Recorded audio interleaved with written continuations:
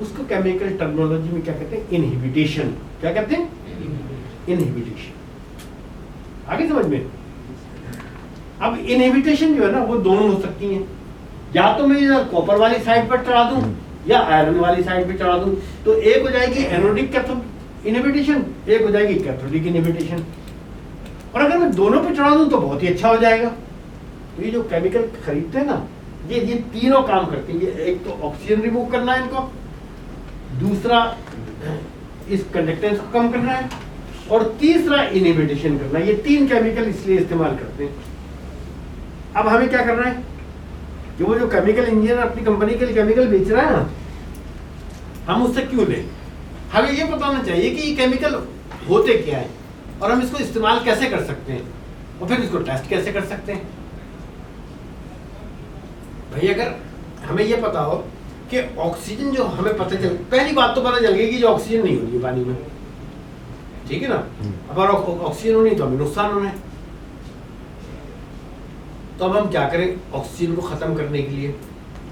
तो कुछ केमिकल होते हैं जिनको कहते हैं ऑक्सीजन स्कैवेंजर। ठीक है, ऑक्सीजन स्कैवेंजर।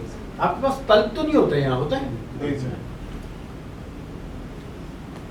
दुनिया भर में जो जितने भी प्रिजर्वेटिव है ना, वो जो इस्तेमाल किए जाते हैं वो सिर्फ इसलिए इस्तेमाल किए जाते हैं कि उसमें से ऑक्सीजन की मकदार को खत्म कर दिया जाए। ठीक है,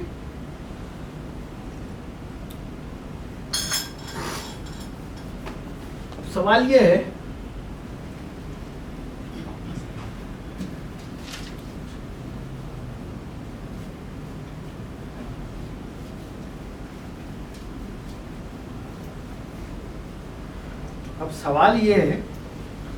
कि हमने सबसे पहला काम तो ये करना है कि इस ऑक्सीजन को खत्म करना है। तो हमें एक तो केमिकल बॉयलर के अंदर वो डालना है कि जिससे हम ये मेक श्योर कर लें कि हमने ऑक्सीजन खत्म कर दी। समझ में आ गई बात? तो इसको खत्म करने के लिए हमें पता होना चाहिए कि हम क्या चीज डालें जिसको हम ऑक्सीजन इसके अंदर करते हैं। पहला नाम आ जाता है उसमें Na2SO3, जिसको हम कहते हैं सोडियम सल्फाइड। क्या कहते हैं? 25-30 रुपए किलो मिलेगा, 50 रुपए किलो मिलेगा। कितने टन का बॉयलर है आपके यहाँ? 10 टन का सर, 12 टन के दो है। 10 और 12 टन का मुश्किल से 3 किलो आपको ये चाहिए। 50 रुपए हुआ तो 150 रुपए का आपको रोजाना केमिकल फॉर 24 आवर्स है, फॉर 24 आवर्स। अब आप पैसे आप लगाते जाइएगा हिसाब में, ठीक है ना। फिर तनख्वाह इनकी बढ़ानी है। 150 रुपए का सोडियम सल्फाइड इस्तेमाल करेंगे आप, ठीक है। इसकी 20 से लेके 30 तक ppm और मिलीग्राम पर लीटर आपने मेंटेन कर देनी है इसके अंदर। फ्लो डाउन पानी में सर। इसका मतलब है ऑक्सीजन खत्म हो गई, ऑक्सीजन की कहानी खत्म। पहला केमिकल हो गया ये, ठीक है। सर इसका मैकेनिज्म क्या होगा? ये सोडियम सल्फाइड से ये सल्फेट बन जाएगा क्या? बिल्कुल। मैं आगे रिलेशन लिखता हूँ उसे आपको। अब क्या हुआ?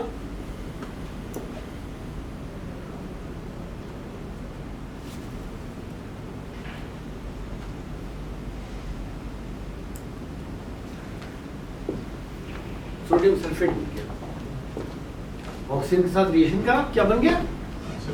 Sodium sulphate. में ये फिर कहेंगे कि सर अभी तो आपने बताया था कंडक्टिविटी कम होनी चाहिए, ये जो बनेगा ये तो सलज होगा, इससे कंडक्टिविटी तो बढ़ जाएगी, ठीक है ना। लेकिन मैं कहूँगा नहीं, आपका छोटा बॉयलर है, भंडारा साहब ज़्यादा पैसे खर्च नहीं करना चाहते। अगर भंडारा साहब कहें मुझे कि नहीं डॉक्टर साहब हमें कोई बहुत ही अच्छी चीज़ और बता दें, तो मैं दूसरी चीज़ कहूँगा आप इस्तेमाल करें N2H4 हाइड्रोजीन। क्या चीज़? हाइड्रोजीन। मिलेगी नहीं, मैं उसका भी तरीका बता देता हूँ आपको। ये एटॉमिक एनर्जी वाला इस्तेमाल करते हैं जो रॉकेट नहीं, जितने भी बड़े पावर प्रोजेक्ट हैं वो सब हाइड्रोजन इस्तेमाल करते हैं। ये रॉकेट फ्यूल होता है, ठीक है। अब हाइड्रोजन का क्या इनर्ट है, इसमें कोई ऐसी परेशानी नहीं है, ये पानी के साथ रिएक्शन करेगी ऑक्सीजन के साथ, यानी नाइट्रोजन और H2O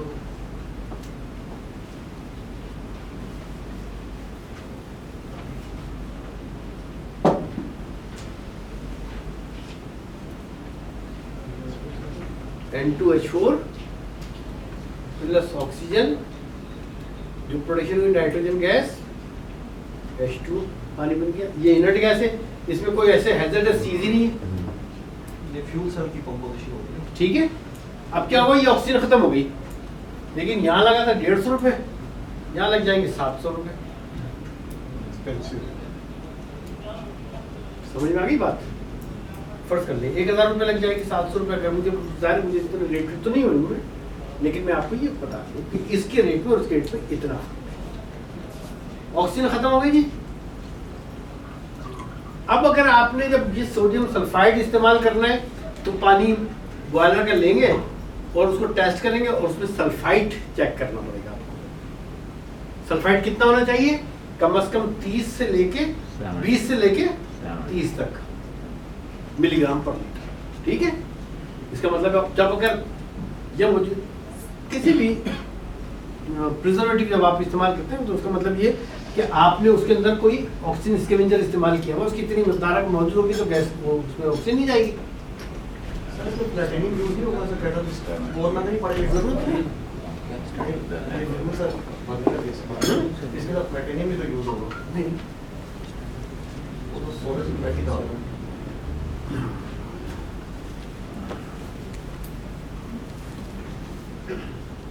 अच्छा यहाँ तक तो समझ में आ गई आपके? इनकी सब बात सवाल का भी जवाब दे देता हूँ। ये क्या हो गया, ऑक्सीजन खत्म हो गई बेटा आपकी, ठीक है जी। आप ऑक्सीजन खत्म हो गई आपकी, तो अब ये चांस तो खत्म हो गया कि ऑक्सीजन की वजह से प्रोडक्शन जो हो रही थी वो खत्म हो गई। अब आ जाए इस बात के ऊपर कि ये पहले बना था क्या, फेरस हाइड्रोक्साइड Fe, ये OH होल ट्वाइस, ठीक है ना, और उसके बाद कन्वर्ट हो गया क्या में, फेरिक हाइड्रोक्साइड में। फर्दर ये कन्वर्ट हो जाएगा Fe2O3 फेरिक ऑक्साइड में, ठीक है। ये दोनों रिवर्सिबल रिएक्शन है, ये होता है 8.8 pH के बाद, ठीक है। और हमें बनाना क्या चीज है, ये वाला बनाना है, इससे अवॉइड करना है, लेकिन किस हद तक कि जब तक हम ये कन्वर्जन ना कर लें। हमने शुरू में ये कन्वर्जन करनी Fe2O3 और उसके बाद इसको Fe3O4 में भी कन्वर्ट करना है, जिसको हम कहते हैं मैग्नेटाइड लेयर। क्या कहते हैं? मैग्नेटाइड लेयर। ये पूरे बॉयलर के अंदर एक लेयर बन जाएगी, और समझे पूरे बॉयलर के अंदर आपने एक प्लास्टिक चढ़ा दी। अब पानी का मेटलर्जी के साथ कोई कांटेक्ट नहीं होगा, जब कांटेक्ट नहीं होगा तो कोलिजन नहीं होगा।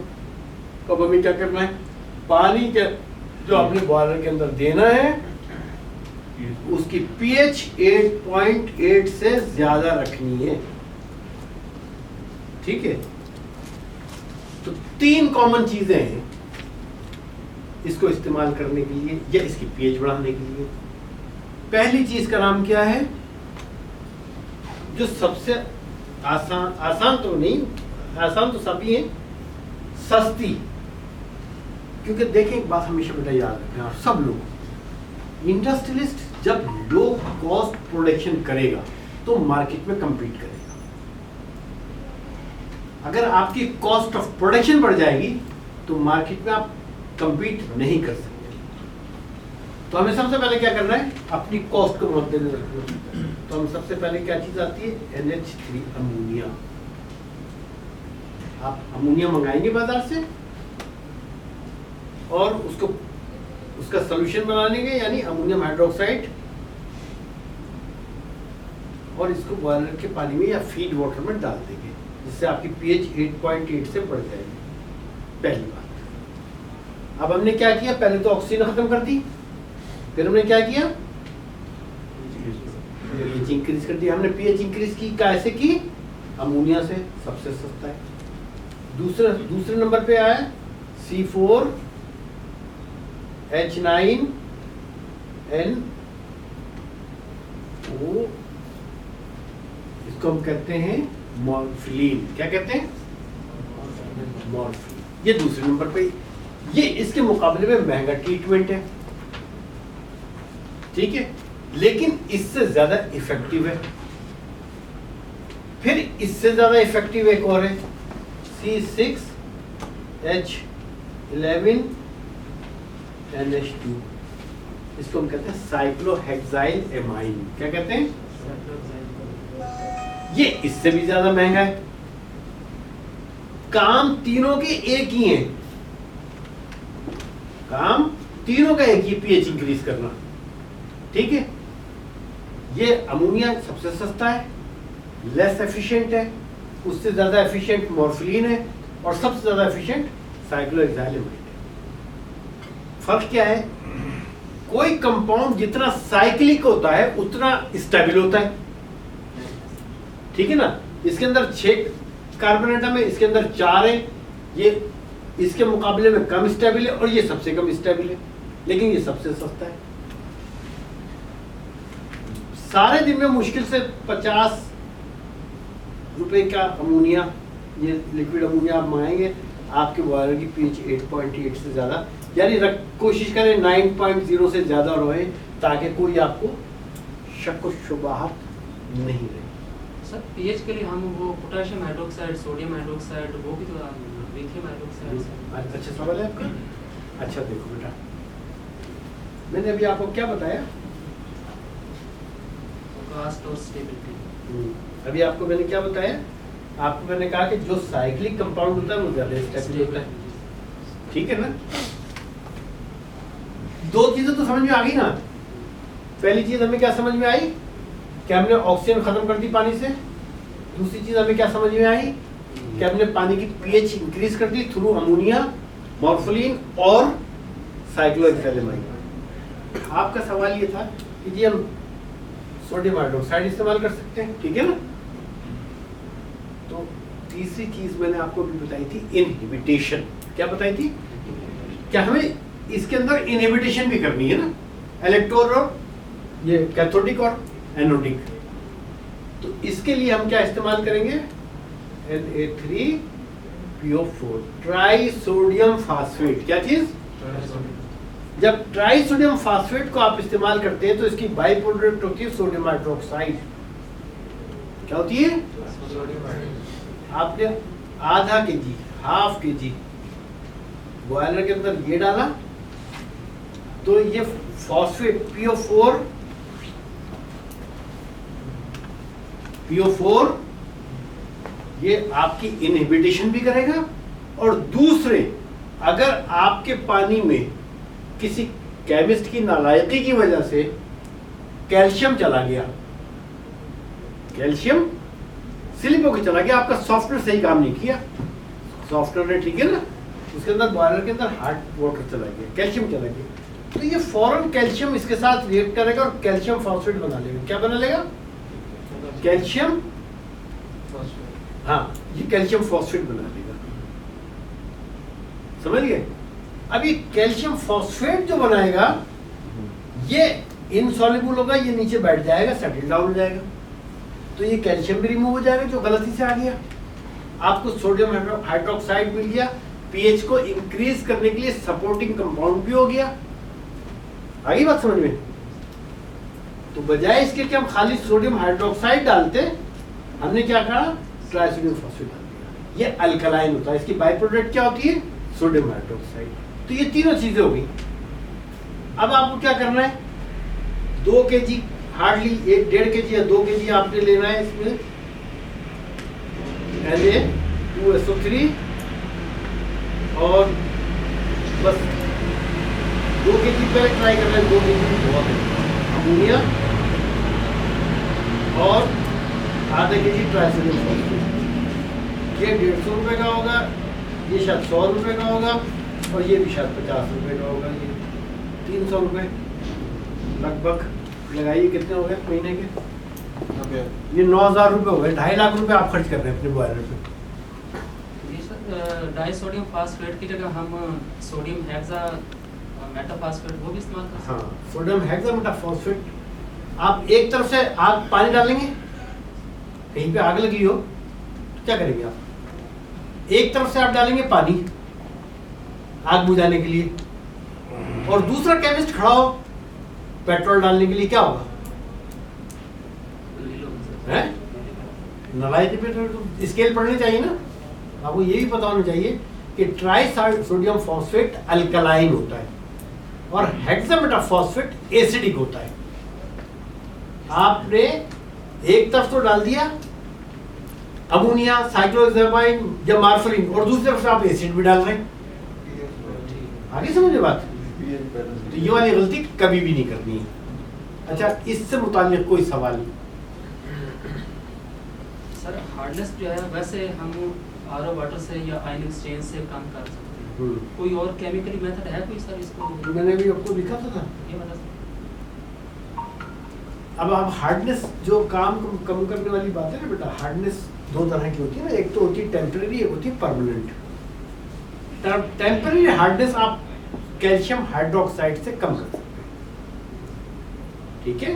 कैल्शियम जो टेम्परेरी हार्डनेस होती है वो कहलाती है बाइकार्बोनेट हार्डनेस। जब आप उसे कैल्शियम हाइड्रोक्साइड से ट्रीट करते हैं तो कैल्शियम बाइकार्बोनेट रिएक्ट करता है और करने के बाद कैल्शियम कार्बोनेट बनता है, कैल्शियम कार्बोनेट नीचे बैठ जाता है, आपकी टेम्परेरी हार्डनेस खत्म हो गई। लेकिन परमानेंट हार्डनेस खत्म नहीं हो सकती, उसके लिए आपको या तो रिवर्स ऑस्मोसिस चाहिए होता है या कोई आयन एक्सचेंज प्रोसेस है। Sodium zeolite. हाँ, sodium zeolite. Sodium zeolite. Ion exchange sodium zeolite trade name है, सिलिकेट्स होते हैं। Sodium zeolite. ट्रेड नहीं। हाँ, इसका असल नाम क्या है? Sodium aluminium orthosilicate. क्या? Sodium aluminium sodium aluminium orthosilicate. 5 तरह के दुनिया में रेजन होते हैं नॉर्मल। पहला होता है ये तो सोडियम जोलाइट, जिसका मैंने नाम लिया सोडियम एल्यूमिनियम ऑर्थोसिलिकेट, ये नेचुरल रेजन है। फिर आता है एक कैटाइन रेजन, एक आता है एनाइन रेजन। ये क्या चीज होती है, बनते कैसे हैं? बहुत हाई मॉलिक्यूलर वेट पॉलीमर्स होते हैं, इनको टेम्परेचर दिया जाता है और टेम्परेचर देने के बाद एकदम कंडेंस किया जाता है।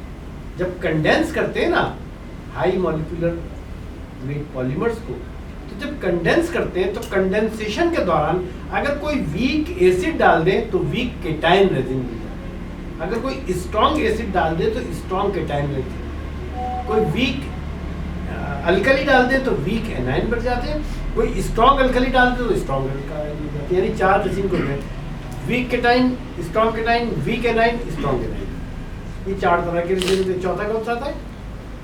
सोडियम जोलाइट, जिसको आप कहते हैं सोडियम एल्यूमिनियम ऑर्थोसिलिकेट। मेरा ख्याल है कि कितना बड़ी दानिश साहब, आप बहुत गौर गौर से देख रहे हैं, कितनी है? सर एक और छोटा सवाल है सर।